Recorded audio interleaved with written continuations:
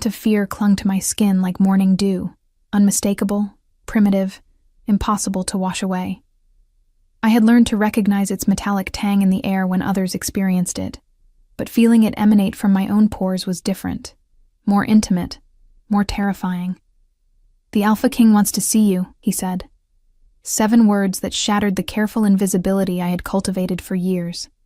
7 words that sent ice through my veins as I stood frozen among the scattered herbs I'd been sorting in the pack's communal kitchen. 7 words delivered by Nathaniel, the Alpha's third in command. His face impassive, but his eyes flickering with something that might have been pity. The kitchen, usually filled with the warmth of baking bread, simmering stews, and chattering voices, fell silent. Dozens of eyes turned to stare at me. Ilara, the human girl who lived among wolves. The girl with pale blonde hair who everyone tolerated but no one truly accepted. The girl who had no place here, yet nowhere else to go. "Why?"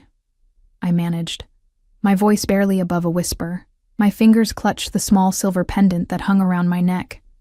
My mother's last gift before she died. "Always be brave, even when you're terrified," she had told me. The pendant had become my talisman, my silent confidant when the world grew too cold. Nathaniel's jaw tightened. "It's not my place to question the Alpha King's commands, and it's certainly not yours." The kitchen remained unnaturally quiet. No one moved to help me, to defend me, to question why the most powerful werewolf in the Northern Territories would summon a lowly human kitchen worker. But I saw the speculation in their eyes, the relief that it wasn't them. "Now, Ilara," Nathaniel's voice softened slightly, "don't make this harder than it needs to be." I set down the basket of dried rosemary with trembling hands and wiped my palms on my simple gray dress. The dress that had been chosen precisely because it would help me blend into the background, become invisible among the vibrant, vital werewolves whose world I inhabited but could never fully join. Did I do something wrong?" I asked, hating how my voice cracked. A bitter laugh came from Mira, the head cook, who had never bothered to hide her disdain for me. "Oh, you've done something, all right. Humans always do." I flinched at her words, at the venom they contained. 3 years I had worked in this kitchen, always arriving first and leaving last, taking the tasks no one else wanted, sleeping in the smallest quarters, eating the plainest food. 3 years of existing in the shadows, grateful just to be allowed to live when so many humans had perished in the Great War. And now, summoned by the Alpha King himself, King Roman, the most feared wolf in the Northern Territories, perhaps in all the territories. A leader who had won his throne through blood and ruthlessness.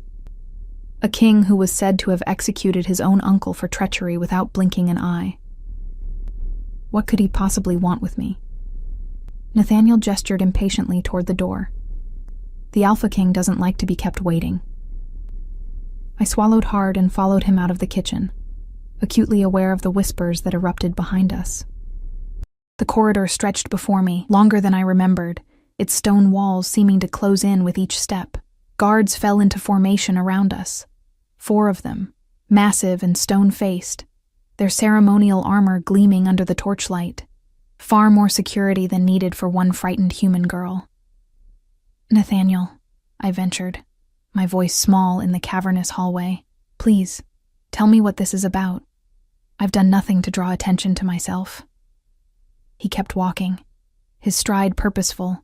"Perhaps that's the problem," he said enigmatically, not bothering to look back at me. We ascended the grand staircase that led to the upper levels of the pack house, areas I had never been permitted to enter.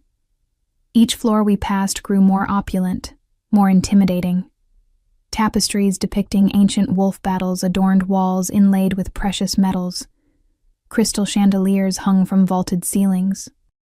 The scent of power permeated everything. Old power, earned through centuries of dominance and victory. My heart hammered against my ribs, each beat a desperate plea. Don't notice me. Don't see me. Let me return to my safe insignificance. But it was too late. Whatever anonymity I had cultivated had already been stripped away with those 7 devastating words. We reached an ornate double door guarded by wolves whose very stillness spoke of lethal capability. They acknowledged Nathaniel with subtle nods, their eyes sweeping over me with cold assessment. One of them smirked, and I heard him inhale deeply, no doubt smelling the fear radiating from me. "A human in the throne room," he muttered to his companion. This should be interesting. The doors swung open, and I was nudged forward, not roughly, but with unmistakable command. The throne room stretched before me, vast and imposing, its high windows casting long rectangles of fading afternoon light across the polished marble floor. Werewolves of high rank lined the walls, adorned in finery that marked their status within the pack hierarchy. And there, at the end of the impossibly long walkway, sat the Alpha King. Even from a distance, there was no mistaking his presence. He occupied the ancient throne hewn from a single massive oak as if born to it, though everyone knew he had claimed it through conquest just 5 years ago. His shoulders were broad, his posture perfect, his face unreadable beneath a closely trimmed dark beard. He wore no crown. Alpha Kings never did. Their power came not from symbols, but from something more primal, more absolute. "Move," Nathaniel whispered, giving me a gentle push. My legs felt leaden as I began the long walk toward the throne. The guards flanked me, their footfalls synchronized, creating a rhythmic backdrop to my racing thoughts. Every eye in the room tracked my progress. I could feel their curiosity, their judgment, their speculation. What had I done to deserve this? Had someone accused me of theft? Of spying? Of some transgression I couldn't even imagine? I kept my eyes downcast, focusing on placing one foot in front of the other. The marble floor reflected my small figure, making me appear even more diminutive than I was. My simple gray dress, my pale blonde hair pulled back in a practical braid, my unadorned face, everything about me seemed designed for insignificance, for surviving by being overlooked. "Halt!" commanded a voice when we were still several paces from the throne. I froze, my eyes still fixed on the floor. "Look at me, human." The Alpha King's voice was not what I had expected. Not a roar, not a growl, but something smooth and controlled, like the surface of a deep lake that concealed unfathomable depths, dangerous in its very restraint. I raised my gaze slowly, terrified of what I might find, but more terrified of disobeying. Our eyes met, and the air seemed to solidify in my lungs. King Roman was younger than I had imagined, perhaps in his early 30s. His eyes were a startling amber, almost golden in the late afternoon light, wolf eyes, watchful and intelligent. His features were sculpted as if from granite, all sharp angles and uncompromising lines. He wore a simple black tunic, adorned only with a silver chain bearing the royal seal, a deliberate rejection of the ostentation his predecessor had favored. But what struck me most was the perfect stillness with which he observed me. No fidgeting, no unnecessary movement, just absolute focus, as if I were a puzzle he intended to solve. "Your name," he said. Not a question, but a demand. "Alara, Your Majesty." My voice emerged as barely more than a whisper. Louder. I swallowed. "Alara, Your Majesty. And how long have you lived among my wolves, Alara?" 3 years, Your Majesty." He tilted his head slightly, his gaze unwavering. 3 years. Working in the kitchens, sleeping in the servants' quarters, speaking only when spoken to, making yourself invisible. The way he said it made it sound like an accusation. "Yes, Your Majesty." What else could I say? It was the truth. And before that? The question struck like a physical blow. Before that. Before I had stumbled half dead to the borders of wolf territory, fleeing horrors I refused to name even in the privacy of my own thoughts. I traveled, Your Majesty. After the Great War, there was nowhere for someone like me to belong. A murmur rippled through the court. The Great War had decimated human civilization, leaving survivors scattered and vulnerable. Many had been absorbed into supernatural territories, as servants, as laborers, as blood donors for vampires, as amusements for fae, as prey. King Roman leaned forward slightly. "Someone like you," he repeated, his voice thoughtful. "And what exactly are you, Alara?" Confusion flooded me. "I'm human, Your Majesty." "Are you?" The question hung in the air, deceptively casual, yet weighted with implication. My heart stumbled in its rhythm. "Yes," I whispered, suddenly uncertain. What else could I be? He studied me for another long moment, then abruptly rose from his throne. A collective intake of breath swept through the room as he descended the 3 steps that elevated his position and approached me directly. Up close, he was even more intimidating. He towered over me, his presence seeming to fill all available space, compressing the air around us. I fought the instinct to step back, to run, knowing it would be both futile and dangerous. Never show fear to a predator. It was the first lesson any human learned upon entering wolf territory. Yet he could smell my fear anyway. All of them could. 3 deaths in the past month, he said, circling me slowly. 3 wolves found with their throats torn out. No scent trail, no witnesses, no enemies declaring responsibility. Ice flooded my veins. Murders? Was I being accused of murder? I don't understand, I stammered. What does this have to do with me? He stopped directly before me, so close I could feel the unnatural heat that radiated from his skin. A trait of his kind, this burning from within. The first death occurred in the kitchen storage area, he said.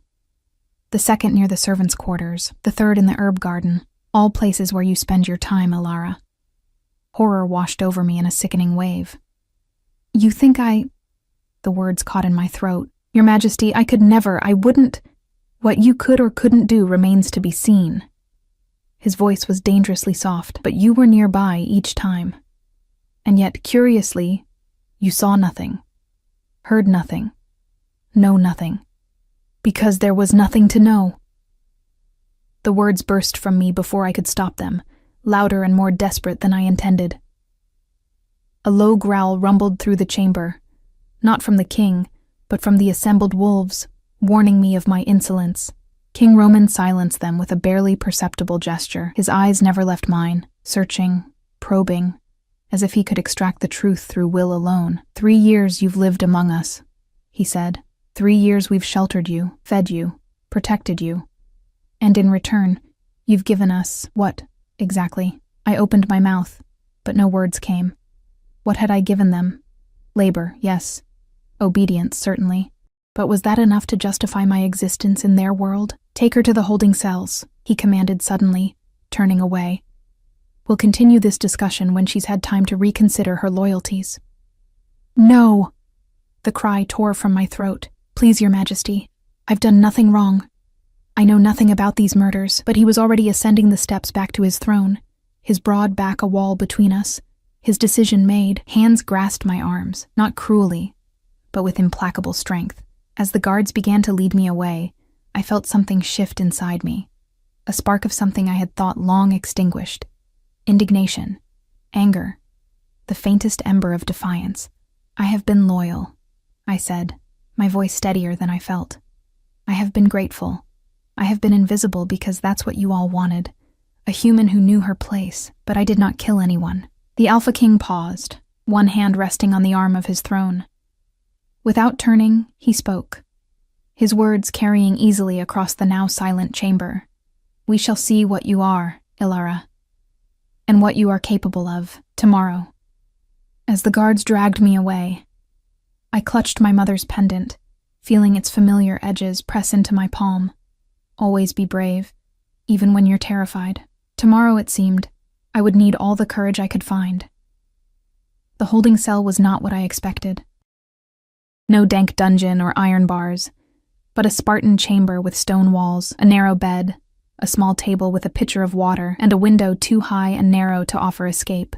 A prison disguised as hospitality, much like my entire existence among the wolves. Night had fallen, and moonlight spilled through the window in a silvery rectangle across the floor.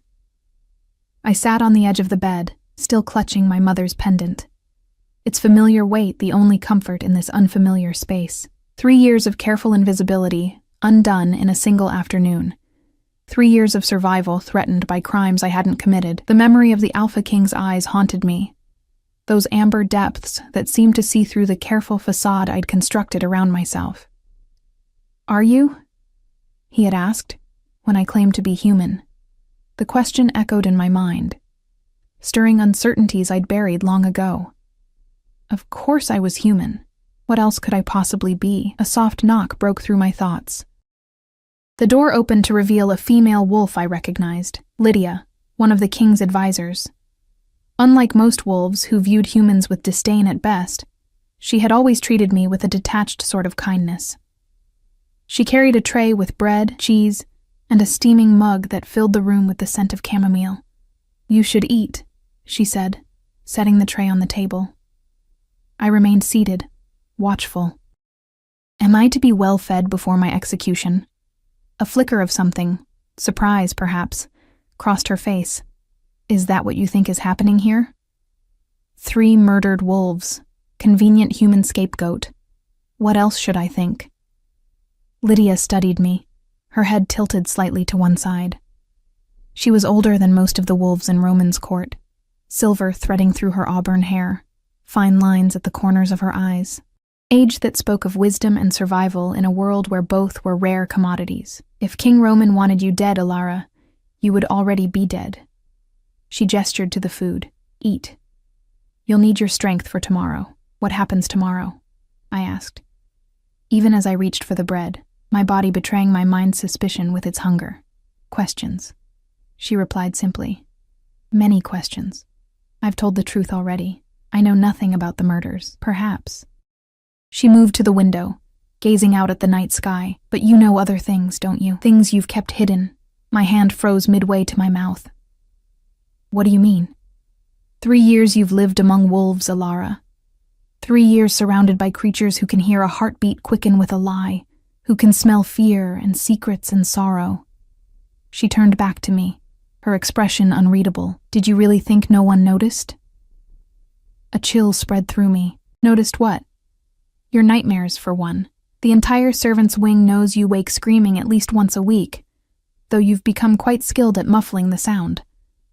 Her eyes were unnervingly perceptive. And then there's the matter of your scent. I set the bread down, appetite vanishing. My scent? Humans have a particular smell, not unpleasant, just distinctive. Your scent has always been unusual, muted somehow, as if something is masking what you truly are. My mouth went dry. I'm just a human who wants to survive. Perhaps, she said again, that single word carrying volumes of doubt. But survival requires adaptation, and you've adapted too well, haven't you? 3 years, and not a single wolf has threatened you, challenged you, or attempted to claim you. The implication hung in the air between us. Human women in wolf territories often faced unwanted attention, their lack of supernatural strength making them vulnerable targets. I had attributed my relative safety to my deliberate invisibility, to making myself as unremarkable as possible. I've been lucky, I whispered. Lydia's smile held no warmth. There is no such thing as luck in a wolf pack, Ilara. There is only strength and strategy. She moved toward the door. Rest now. Tomorrow will test both. The door closed behind her with a soft click, followed by the more ominous sound of a key turning in the lock. I stared at the food she had brought, suddenly suspicious. Was it drugged? Poisoned? But if they wanted me dead, as Lydia had pointed out, there were far more efficient methods. I forced myself to eat, mechanically chewing and swallowing without tasting. I needed strength, whatever tomorrow might bring. As I sipped the tea, memories surfaced unbidden, memories I had spent 3 years trying to submerge beneath the tedium of daily survival, the sound of screaming, the acrid smell of smoke, my mother's face, pale and determined in the firelight. Run, Ilara. Don't look back. Don't ever tell them what you are. I set the mug down with trembling hands. Don't ever tell them what you are. But what was I? Just human. Just a survivor. Just a girl with nowhere else to go. Wasn't I? Sleep came in fitful bursts, haunted by fragments of nightmares, familiar terrors twisted into new forms. In my dreams, I stood before the Alpha King's throne. But the throne room stretched endlessly, the king's face obscured in shadow. What are you? He demanded over and over, his voice growing louder until it became a roar that shook the very foundations of the pack house. I tried to answer, but my voice was gone. My throat closed around words I couldn't form. I woke with a gasp just as dawn was breaking, thin gray light filtering through the narrow window. My body ached from tension, my nightdress clinging to sweat-dampened skin. Before I could fully gather my thoughts, the door opened. 2 female guards entered, their expressions professional and detached. "You're to bathe and change," one of them said, gesturing to a door I hadn't noticed the night before. "Everything you need is inside." I wanted to ask questions. What was happening? Where I would be taken? What the Alpha King planned? But the guards' closed expressions suggested answers would not be forthcoming. Instead, I obeyed, moving to the small adjoining bathing chamber where I found a copper tub filled with steaming water, scented oils, and clean towels. The unexpected luxury was more unsettling than comforting. Why provide such care for a suspected murderer? Unless this was not about the murders at all. I bathed quickly, scrubbing away the sweat of fear and the lingering scent of the kitchen herbs that usually clung to my skin. When I returned to the main chamber wrapped in a towel, I found a dress laid out on the freshly made bed, not the plain gray servant's garb I was accustomed to, but something finer, simple still, but made of soft blue fabric that matched my eyes, with subtle embroidery at the cuffs and neckline. "Put it on," one of the guards instructed, neither hostile nor friendly. I dressed with fingers that fumbled at the unfamiliar fastenings. The dress fit perfectly, another unsettling detail. Who had taken my measurements? Who had selected a garment that complemented my coloring when I had spent 3 years ensuring no one looked at me closely enough to notice such things? One of the guards approached with a brush. "Your hair," she said. I sat stiffly as she removed my practical braid and brushed out my pale blonde hair until it fell in soft waves down my back. The gentle treatment felt alien after years of keeping myself deliberately plain, deliberately forgettable. "Why are you doing this?" I finally asked. The guard paused, brush mid-stroke. "The Alpha King's orders, but why would he care how I look?" She resumed brushing, her movements methodical. "It's not my place to question the Alpha King's commands." The echo of Nathaniel's words from yesterday sent a shiver through me. No one questioned the Alpha King, not his warriors, not his advisors, certainly not a human girl accused of murder. I closed my eyes, trying to steady my breathing, to find some kernel of strength within the fear. Always be brave, even when you're terrified. My mother's words came back to me, carried on the weight of the silver pendant that still hung around my neck, the one personal item they had allowed me to keep. My fingers found it automatically, tracing its familiar contours. A crescent moon with a small star nestled in its curve, a simple design that had always brought me comfort. When the guards finally led me from the room, I walked with my head high, though my heart raced with apprehension. We moved through corridors I had never seen, climbing higher within the pack house, away from the public areas, and deeper into the private domains of the pack's elite. The opulence increased with each turn. Tapestries gave way to original paintings, stone floors to rich carpets, iron sconces to crystal fixtures. Finally, we stopped before a set of double doors carved with an intricate forest scene. Wolves running beneath a full moon, the craftsmanship so fine that the animals seemed almost to move in the shifting light. One guard knocked, and a deep voice commanded us to enter. The room beyond was unexpected, not a formal audience chamber, but something more intimate. A study, perhaps, with walls lined with books, comfortable seating arranged around a hearth where a fire crackled despite the warmth of the spring morning. Tall windows overlooking the mountains that cradled the pack's territory. And there, standing with his back to us, gazing out one of those windows, was the Alpha King. "Leave us," he said without turning, and the guards withdrew immediately, closing the doors behind them with a soft thud that felt somehow final. For several long moments, he remained at the window, and I remained just inside the doorway, the silence stretching between us, taut as a bowstring. I studied him in the diffuse morning light. The broad shoulders beneath a simple white shirt, the dark hair that curled slightly at the nape of his neck, the hands clasped behind his back. Powerful even in repose. When he finally turned, his amber eyes swept over me, taking in the blue dress, the loose hair, the silver pendant at my throat. Something flickered across his face, too quick to name, gone before I could interpret it. "Do you know why wolves are successful predators, Alara?" he asked, his voice deceptively conversational. The unexpected question caught me off guard. Because they're strong? Partially. He moved toward a sideboard where a carafe of water and 2 glasses waited. But there are stronger creatures, bears, mountain lions. He poured water into both glasses. No, wolves succeed because they observe. They learn patterns. They understand weakness and strength, both in their prey and in themselves. He offered me a glass. They are patient. I stepped forward to accept the water, careful to avoid touching his fingers.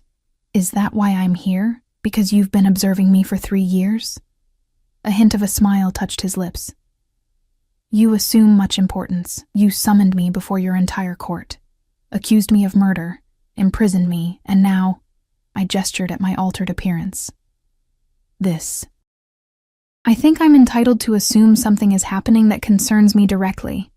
He raised an eyebrow, and I immediately regretted my boldness. But instead of anger, something like approval flashed in his eyes. So the mouse has teeth after all, he murmured. He gestured to a chair. Sit.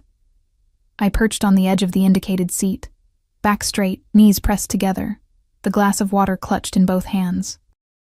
He took the chair opposite mine, his posture relaxed yet still emanating authority. The night you arrived at our borders, he said without preamble, you were half dead from exposure, malnourished, your clothes torn, your feet bleeding. You begged for sanctuary, offering to work in exchange for protection. Do you remember what you said? I swallowed. I said I would do anything that was asked of me, as long as I could stay within the pack's territory. Anything, he repeated. A dangerous promise for a lone human girl to make to a wolf pack. I had nothing left to lose, I whispered. His eyes darkened. Everyone has something to lose, Ilara. Even those who believe themselves already stripped bare.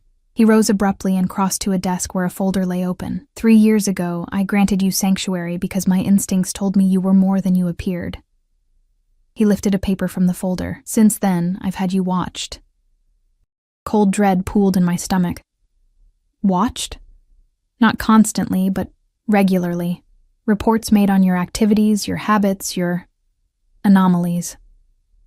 He looked up from the paper. You never leave the pack house grounds. You avoid conflict to an extraordinary degree. You flinch at loud noises. You sleep with a knife beneath your pillow. You speak to no one of your past. His eyes narrowed slightly, and you age uncommonly slowly for a human. The accusation hung in the air between us. I tried to swallow, but my throat had gone dry. I don't understand what you're implying, I said, though a terrible suspicion was forming. I think you do. He set the paper down. 3 wolves dead, Ilara. 3 high-ranking members of my court, all killed in locations where you've been seen. All with nearly identical wounds. Wounds that could have been made by a blade similar to the one you keep hidden beneath your mattress. I need that knife for protection, I protested. Any human living among wolves would be terrified, he cut in. Would show fear daily, hourly, would be desperate to leave, to find other humans, would age visibly over 3 years of constant stress. He took a step toward me. But not you. You've adapted too well, almost as if you belong here. My heart hammered against my ribs. I don't know what you want me to say. The truth would be a start. He closed the distance between us in 2 long strides. What are you, Ilara? What are you hiding? Nothing, I insisted, even as my mother's voice echoed in my mind. Don't ever tell them what you are. You're lying. He spoke without heat, a simple observation. I can hear your heartbeat. I can smell your fear, not the fear of false accusation, but the fear of discovery. He leaned down, his face inches from mine. 3 wolves dead, and I believe you know who killed them. I believe you know why. I don't, I whispered, but even to my own ears the denial sounded hollow. His eyes locked with mine, searching, probing. Then prove your innocence. Submit to the blood trial. Horror washed through me. The blood trial. An ancient werewolf ritual where the accused's blood was mixed with that of a royal wolf. The mixture would reveal truth or falsehood, innocence or guilt. But it would also reveal, no, I breathed. I can't? he pressed. Or won't. What would the blood trial reveal about you, Alara? What secrets does your blood carry? I stood abruptly, nearly spilling the forgotten water in my hands. I didn't kill anyone. I swear it on my mother's grave. Then you have nothing to fear from the trial. His voice was implacable. Please, I said, desperation making me reckless. There must be another way to prove my innocence. He studied me for a long moment, his expression unreadable. Perhaps there is, he said finally. But it would require your complete cooperation, your complete honesty. Anything, I said before I could stop myself, anything except the blood trial. A slow smile spread across his face, transforming his stern features into something unexpectedly appealing. You should be more careful with that word, Alara. Anything is a dangerous promise. He returned to the desk and closed the folder. You will remain within my personal quarters for the duration of this investigation. You will go nowhere without an escort. You will answer every question I ask with complete truthfulness. He fixed me with a penetrating gaze. And you will help me find the real killer. But how can I help? I know nothing about— You know more than you admit, he interrupted. Even to yourself, perhaps. He moved toward the door. Rest today. Consider what I've said. Tomorrow we begin in earnest. He paused, hand on the doorknob. One more thing, Alara. Whatever you are hiding, and you are hiding something, I will discover it. I am patient, but I am not endless in my patience. Remember that. The door closed behind him, leaving me alone in the opulent room, clutching a glass of water I had not drunk, wearing a dress I had not chosen, facing a future that seemed to be unraveling with every passing hour. I sank back into the chair, my legs suddenly unable to support me. 3 years of careful anonymity shattered. 3 years of secrets threatened. 3 murdered wolves, and an alpha king who believed I held the key to solving their deaths. My fingers found my mother's pendant again, its familiar weight both comfort and burden. Don't ever tell them what you are, but what if I had no choice? Block 3. That night, I dreamed of fire again, of smoke filling my lungs and screams echoing through the night, of my mother's face, illuminated by flames as she pressed the silver pendant into my palm. Run, Alara. Don't look back. Don't ever tell them what you are. I woke gasping, tangled in sheets finer than any I had slept on in years. For a disorienting moment, I didn't know where I was. The soft bed, the elegant furnishings, the pale morning light filtering through gauzy curtains, all unfamiliar. Then memory returned in a sickening rush. The Alpha King's private quarters, 3 dead wolves, suspicion and secrets, and the looming threat of the blood trial. I sat up, pushing sweat-dampened hair from my face. The room I'd been given was small but luxurious, adjoining the study where the Alpha King had questioned me. A beautiful cage, but a cage nonetheless. A soft knock at the door startled me. Yes? I called, pulling the covers higher. The door opened to reveal a young female wolf, probably no more than 16 or 17. She carried a tray with tea and bread, her eyes downcast. The Alpha King requests your presence in 1 hour, she said, setting the tray on a small table near the window. I'm to help you prepare. What's your name? I asked as she moved to open the curtains fully. She hesitated, as if surprised by the question. Maya, miss. I'm Alara, and I don't need— The Alpha King was very specific about how you're to be dressed, she interrupted, a hint of nervousness in her voice. He said you're to attend a council meeting. A council meeting. My stomach tightened with anxiety. The highest-ranking wolves in the pack would be there, the ones most likely to see through any deception, to notice any slip I might make, the ones most likely to demand the blood trial. I forced myself to eat while Maya laid out another new dress, this one a deeper blue, more formal than yesterday's, with silver embroidery at the hem and sleeves. When I finished eating, she helped me dress, then brushed and arranged my hair, weaving small silver beads into the pale blonde strands. You have beautiful hair, she commented softly, like moonlight. The innocent observation sent a chill through me. Moonlight, if only she knew. The Alpha King said to leave this on, Maya added, gently touching the silver pendant at my throat. He said it seems important to you. I nodded wordlessly, my throat too tight for speech. Why was he doing this? Dressing me like a prized possession, keeping me close, watching me with those penetrating amber eyes. What game was he playing? When Maya finished her work, she stepped back to assess the result. "You look lovely," she said, a note of genuine admiration in her voice. Then, more hesitantly, "Is it true what they're saying? That you know who killed those wolves?" "No," I said firmly. "I know nothing about the murders." She studied my face, her young eyes more perceptive than I would have liked. "But you know something, don't you? Something important." Before I could respond, another knock came at the door, harder this time. Maya jumped slightly, then moved to answer it. Nathaniel stood in the doorway, his expression as impassive as ever. "The Alpha King is ready for her," he said to Maya, who nodded and quickly departed. He turned his attention to me, his eyes taking in the formal dress, the arranged hair, the silver pendant. "You clean up well for a kitchen maid," he observed dryly. "I'm not," I began, then stopped myself. I wasn't what? A kitchen maid? A murderer? A simple human girl? None of those were entirely true anymore, if they ever had been. Nathaniel's mouth quirked slightly, as if he'd heard my unspoken thoughts. "Come. The council doesn't like to be kept waiting."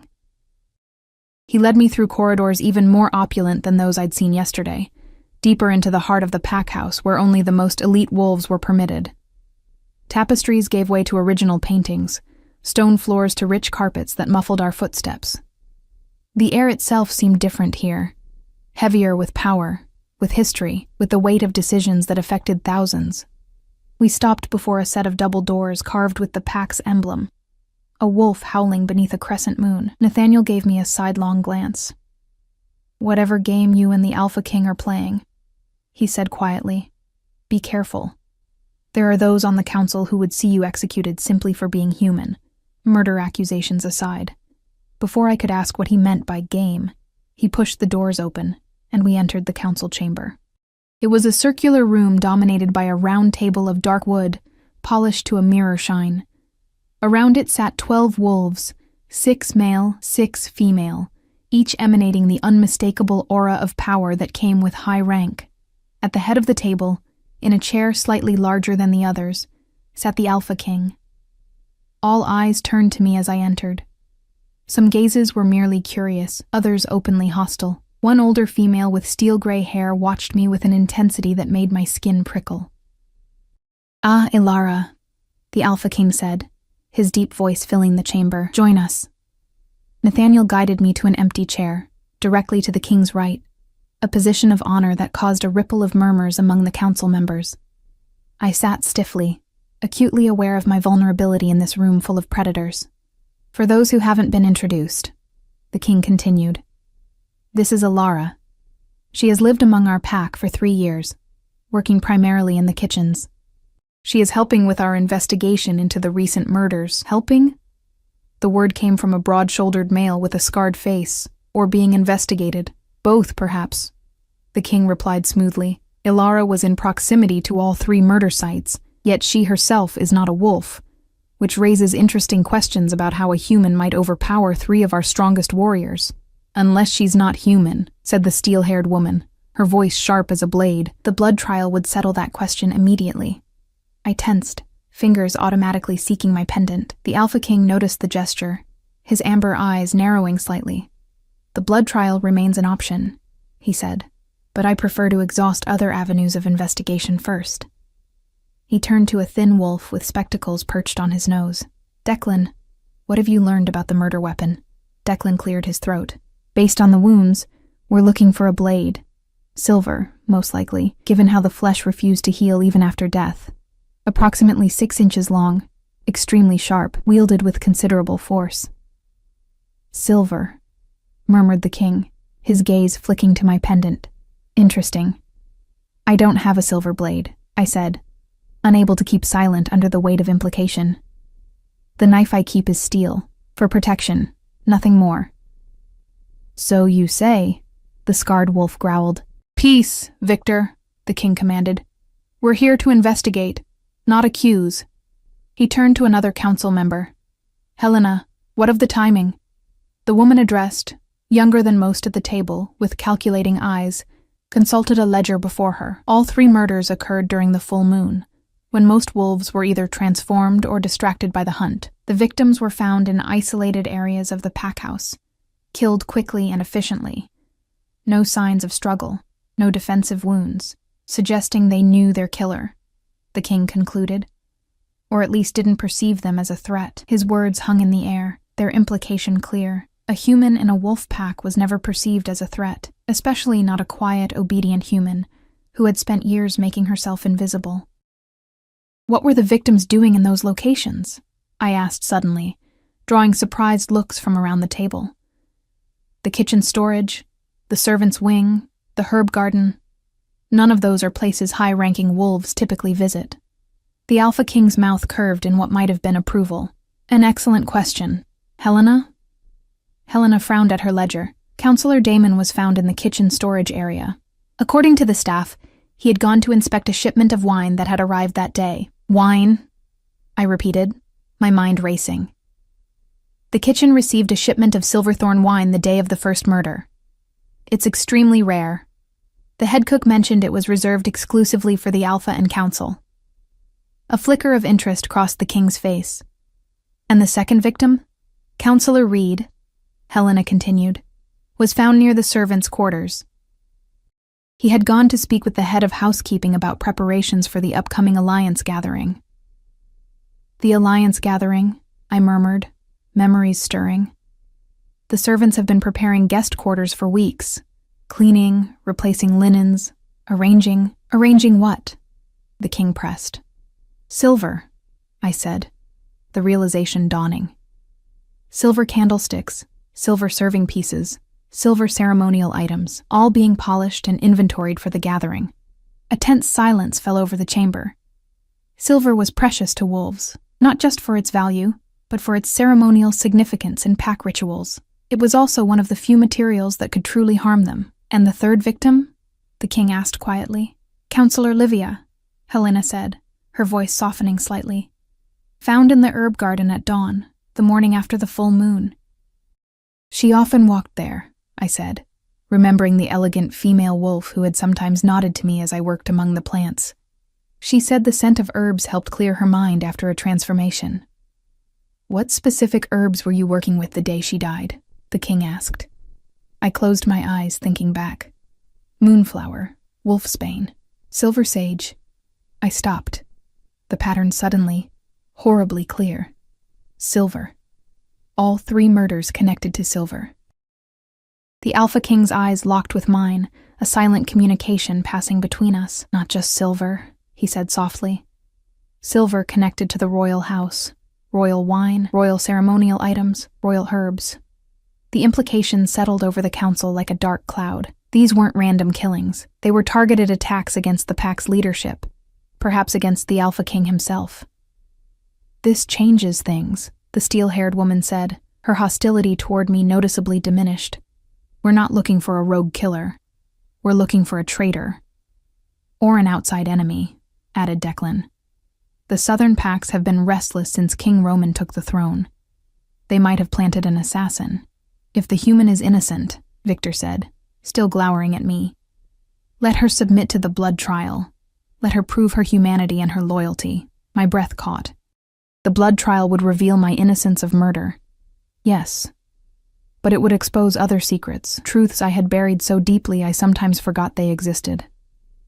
The Alpha King rose slowly, his presence commanding immediate silence. The blood trial is a sacred ritual, not to be used lightly. For now, Ilara remains under my protection and my supervision. His voice carried the unmistakable weight of absolute authority. She will continue to assist with the investigation. The rest of you will increase security, particularly around anything connected to silver or royal ceremonial items. He gestured to me. Come, Ilara. We have matters to discuss privately. I stood on legs that felt unsteady, aware of the council's eyes following me as Nathaniel escorted us from the chamber. Once the doors closed behind us, I released a breath I hadn't realized I was holding. You did well, the Alpha King said, surprising me. I didn't do anything, I replied. You observed. You made connections others missed. He studied me thoughtfully.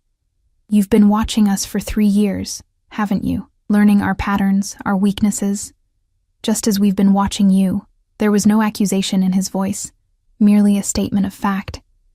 Still, it unnerved me how accurately he had assessed my survival strategy. "What happens now?" I asked as we walked down a corridor I didn't recognize. "Now," he said, "we set a trap for our killer." He stopped before another door, this one unadorned except for a simple carving of a wolf at its center. "These are my private chambers," he explained, pushing the door open. "Few are permitted to enter. You'll be safer here than anywhere else in the pack house." The room beyond was unexpectedly austere for an alpha king, spacious but simply furnished, with a large bed, a sitting area before a fireplace, and windows overlooking the mountains.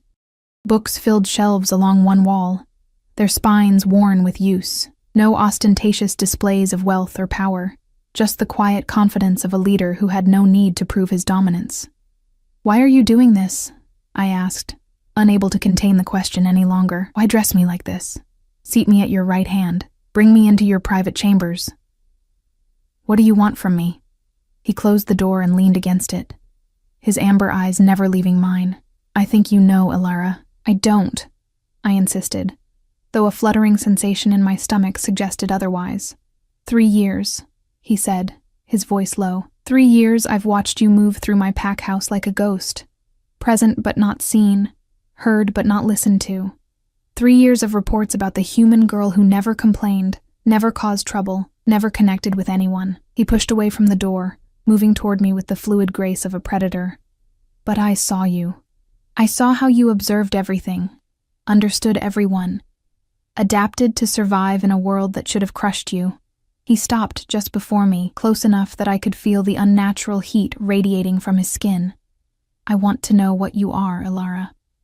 What you're hiding.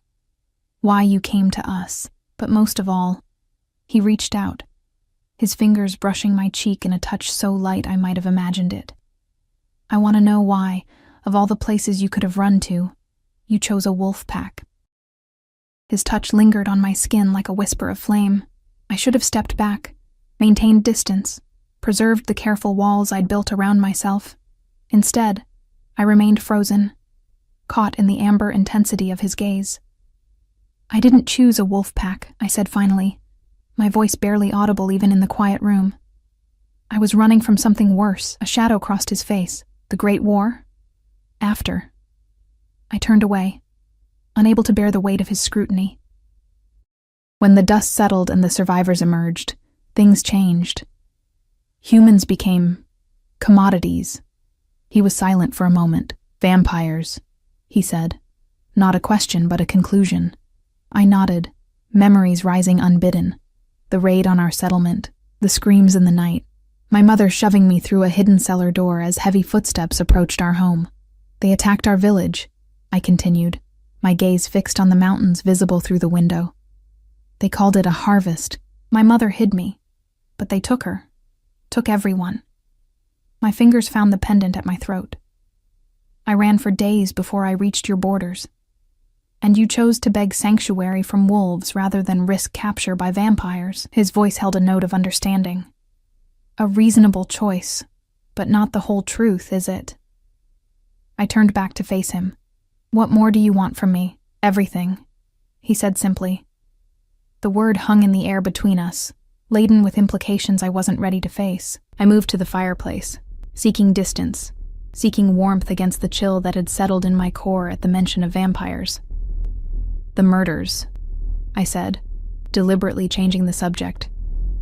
"You said we're setting a trap for the killer. How?" He allowed the deflection, though his eyes told me our conversation was merely postponed, not forgotten. "The pattern is clear now. The killer targets wolves connected to silver and royal ceremonies." He moved to join me by the fire. "The next full moon is in 3 days. The alliance gathering begins the day after." "You're going to use the gathering as bait," I realized. "All that silver, all those high-ranking wolves in one place. A temptation our killer won't be able to resist," he confirmed. "But first, we need to narrow down our suspects." "You still think it might be me?" I couldn't keep the hurt from my voice. His expression softened slightly. "No. You've helped identify a pattern that exonerates you. But your connection to these events remains significant. 3 locations you frequent. 3 times you were nearby but saw nothing. So I'm still a suspect. You're a mystery, he corrected, and I've always been drawn to mysteries. Something in his tone made me look up sharply. There was a warmth in his eyes that hadn't been there before. A heat that had nothing to do with interrogation and everything to do with the diminishing space between us. King Roman, I began. Just Roman, he said quietly. When we're alone. The intimacy of the request startled me. I can't. You're the Alpha King. And you're the only person in my territory who looks me in the eye without fear or agenda. His mouth quirked in a half smile. It's refreshing. I'm afraid of you, I protested weakly. No. He stepped closer. You're afraid of what I might discover about you. Not of me. He was right, I realized with a jolt of surprise. Somewhere between being dragged before his throne and sitting at his right hand in the council meeting, my fear of him personally had evaporated. I feared exposure, feared the blood trial, feared the truth I had buried, but not the man standing before me. Roman, I conceded, the name feeling strange on my tongue. His smile widened, transforming his stern features into something almost boyish. Better. He moved to a side table where a decanter and glasses waited. Wine? It's barely midday, I pointed out. A small indulgence. He poured 2 glasses of ruby liquid. One of the few privileges of leadership, I accepted the offered glass cautiously. Speaking of leadership, won't the council think it's strange that you've closeted yourself with your main murder suspect? Let them think what they will. He raised his glass in a subtle toast. They believe I'm interrogating you. In a way, I am. I sipped the wine. Rich, complex, warming. And what do you want to know? Everything, he repeated. But let's start with the pendant. My free hand flew to the silver crescent at my throat. It was my mother's. A crescent moon with a star, he observed. An unusual choice for a human woman living in a world where supernatural creatures are known by their connection to the moon. I looked away. It was a family heirloom. He didn't push further, but I could feel his assessment, his gathering of clues. Tell me about your nightmares. The abrupt change of subject caught me off guard. How do you know about them? The servants' quarters have thin walls, and wolves have excellent hearing. He moved to sit in one of the chairs flanking the fireplace, gesturing for me to take the other. You cry out in your sleep, names sometimes. Pleas for someone to run, to hide. I sat stiffly, cradling the wine glass. They're just dreams. Are they? Or memories? Both, I wanted to say. Memories twisted by guilt and fear into nightmares that haunted me even in my waking hours. The night the vampires came, I said instead, I saw things no one should see. Heard things. I swallowed hard. Is it any wonder I have nightmares? He studied me over the rim of his glass. And the names you call out? Lyra? Alaric? Ice flooded my veins. Those names. Names I had buried so deeply I'd almost forgotten them myself. Names from before. From another life. Friends. From my village. They didn't survive. It wasn't entirely a lie. They hadn't survived as the people they had been. None of us had. Roman's gaze didn't waver. I think you're telling me partial truths, Alara. Enough to satisfy my questions without revealing what you're truly hiding. Isn't that what everyone does? I countered. Reveal only what's necessary? Keep the rest protected? Most people, yes. He set his glass aside. But we're not most people, are we? The question hung in the air, dangerous in its simplicity. We're not most people. Not most humans. Not most wolves. Something else. Something between. Something both more and less than either. A knock at the door saved me from having to answer. Roman frowned at the interruption, but called permission to enter. Nathaniel appeared, his expression grave. Forgive the intrusion, Your Majesty. But there's been another attack. Roman was on his feet immediately, all traces of warmth vanishing beneath the mantle of Alpha King. Who? Helena, From the council. She was inspecting the ceremonial chamber for the alliance gathering. Someone struck her from behind. Is she dead? I asked, my heart racing. Nathaniel glanced at me, surprised by my interruption. No, injured, but alive. She fought back. Did she see her attacker? Roman demanded. No, but... Nathaniel hesitated. She caught a scent. Not wolf. Not entirely human, either. Something in between. Roman's eyes snapped to me, sharp with renewed suspicion. Where was the attack? The ceremonial chamber in the West Wing. The silver crown was stolen, the one traditionally worn by the Alpha Queen during Alliance rituals. A heavy silence fell. The silver crown, a powerful symbol of the Pack's lineage and future. Its theft was not just a crime, but a statement, a challenge to Roman's reign and legitimacy. Take me to her, Roman ordered. He turned to me. You'll come too. Is that wise? Nathaniel asked. If the killer is targeting those connected to royal symbols, then Alara is safer with me than anywhere else, Roman finished. And I want her to hear Helena's account firsthand. The walk to the infirmary was tense, guards flanking us on all sides. Word of the attack had spread quickly, and wolves stopped to bow as we passed, their eyes following me with renewed suspicion.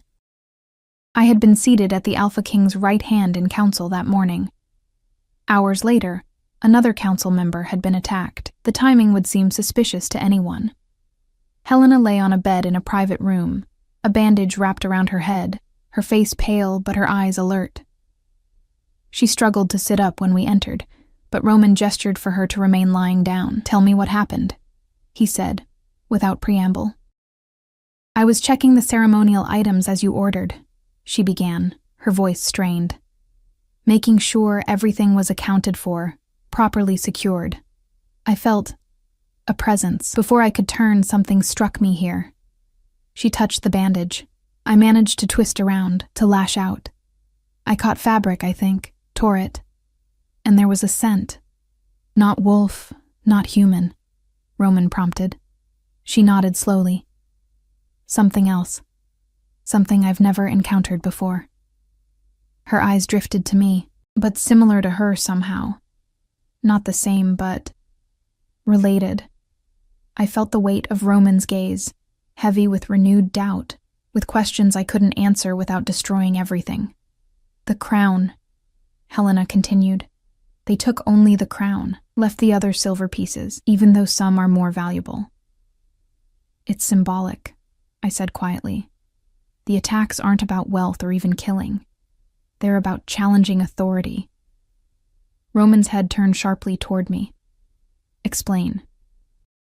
The first 3 victims were all council members who supported your ascension to the throne, I said, pieces falling into place as I spoke. The silver items connected to royal ceremonies. And now the Queen's crown. I met his eyes directly. Someone's challenging your right to rule. Challenging your legitimacy. Helena's eyes widened. The Southern Packs. They never accepted a Northern wolf as High Alpha. But they've made no open moves against us, Nathaniel objected. Open moves would mean war, I pointed out. This way they undermine from within, create fear, suspicion, instability. Roman was watching me with an intensity that seemed to see through skin and bone to the secrets beneath. And how would a simple kitchen maid understand pack politics so thoroughly? I swallowed. I listen. I observe. I've had 3 years to learn how wolves think. He held my gaze a moment longer, then turned back to Helena. Rest. Heal. Tell no one what we've discussed. He glanced at Nathaniel. Double the guards on all entrances. Check everyone coming and going. Wolves, humans, everyone. And the alliance gathering? Nathaniel asked. Proceeds as planned, but quietly spread word that the Queen's crown will be used in the main ceremony. Roman's mouth set in a grim line. When the killer comes for it, we'll be waiting. As we left the infirmary, Roman's hand settled at the small of my back. A gesture that seemed both protective and possessive. It drew curious glances from passing wolves, whispers that followed in our wake. They're talking, I murmured. Let them, he replied, unconcerned. It serves our purpose. What purpose?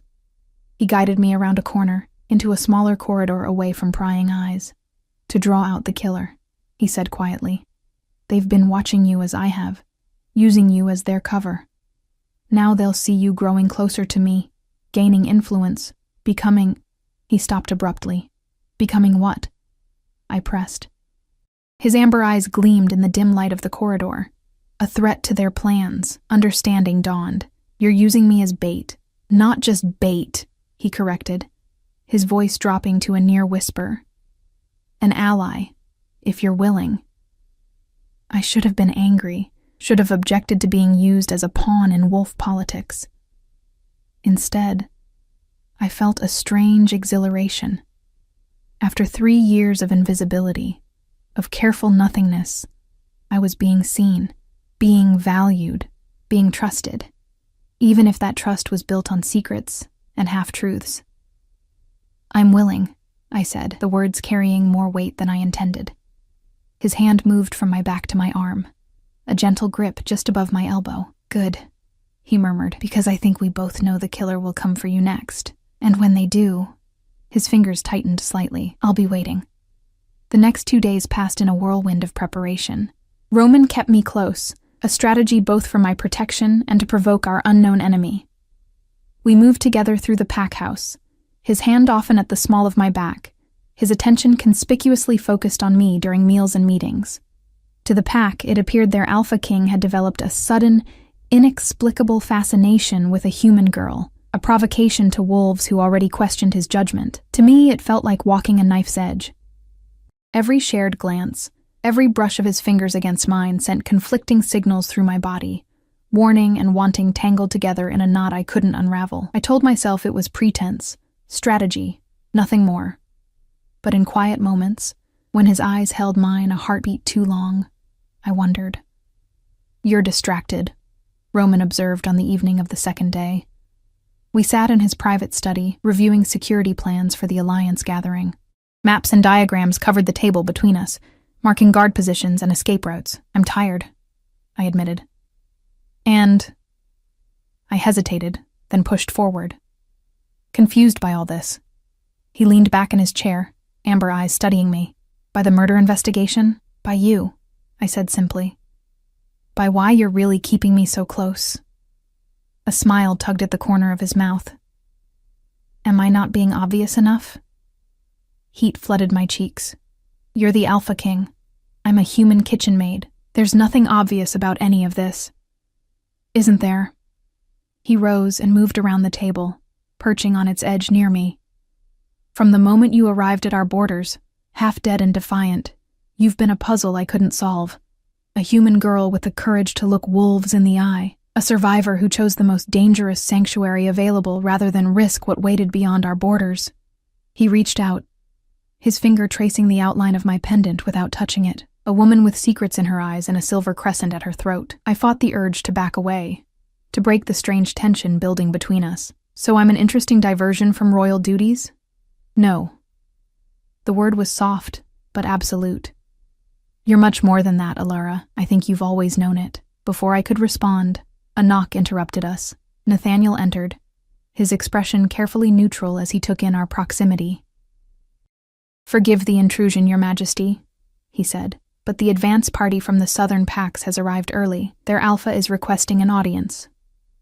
Roman straightened, his face sliding seamlessly into the impassive mask of leadership.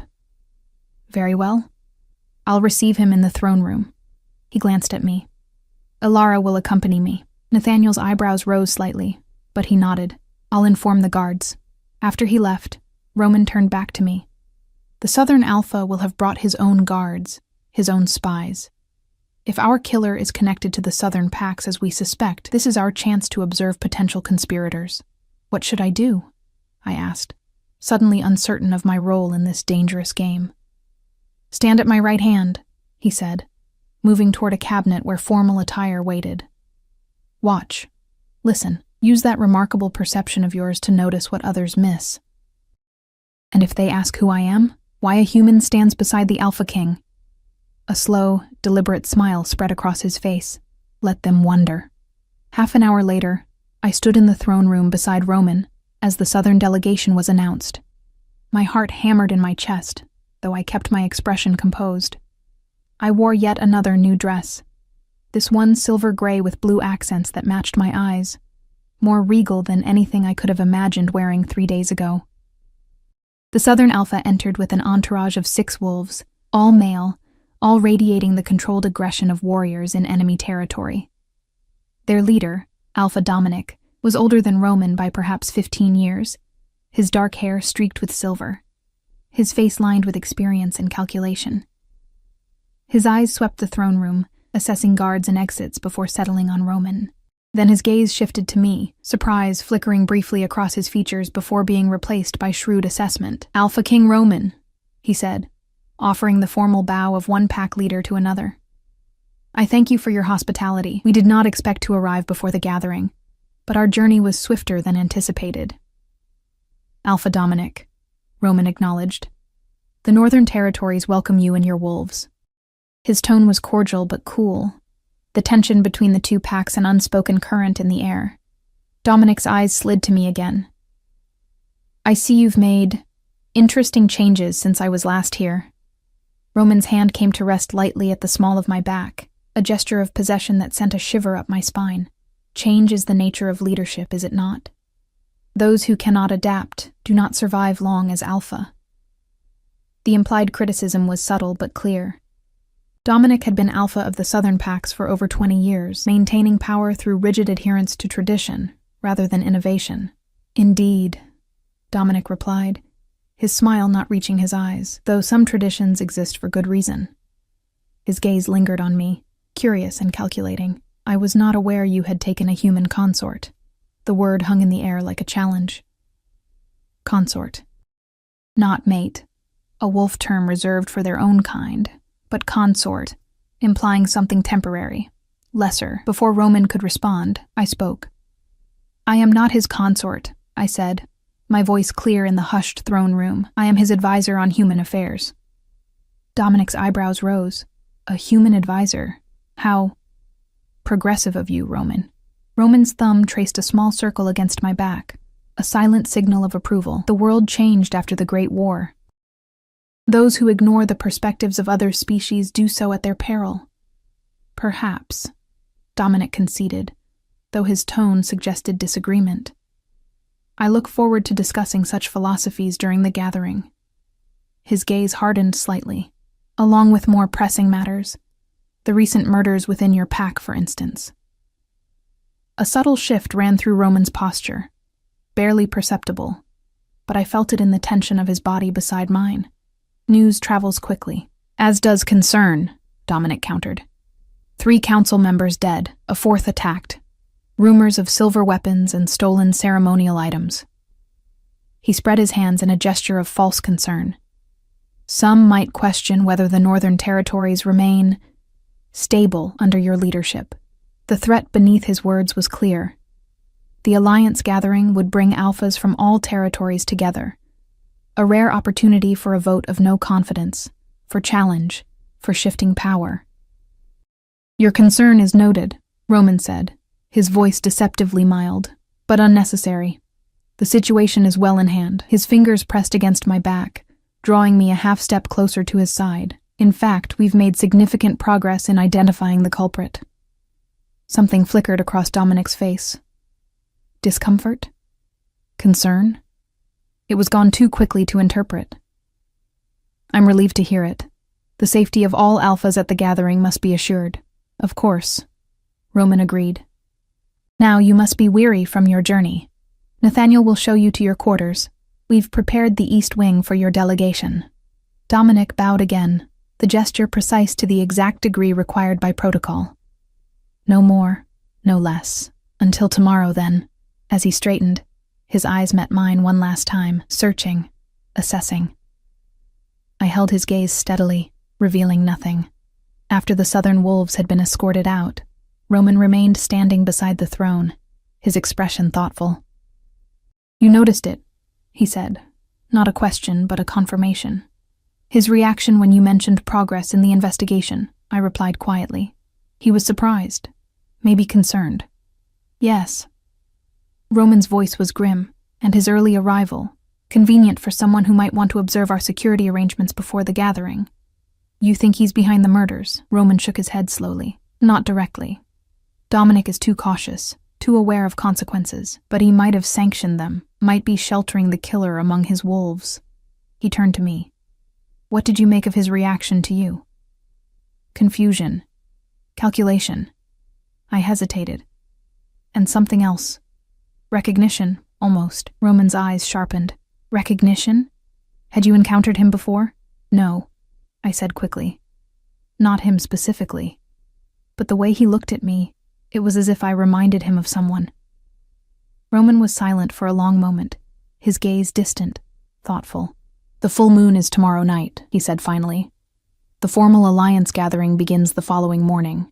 If our killer follows their pattern, they'll strike during the moon, when most wolves are distracted by the change. I'm not safe, I realized aloud. If they've been watching, they know I'm helping you, that I'm a threat to their plans. No, Roman agreed, his voice softening.